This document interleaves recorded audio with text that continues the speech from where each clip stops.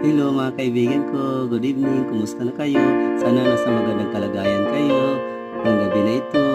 Samahan niyo ako pagdasal ng gabi na ito ha. Maraming salamat mga kaibigan ko. Sa ngalan sa Ama at sa Anak at sa Espiritu Santo. Amen.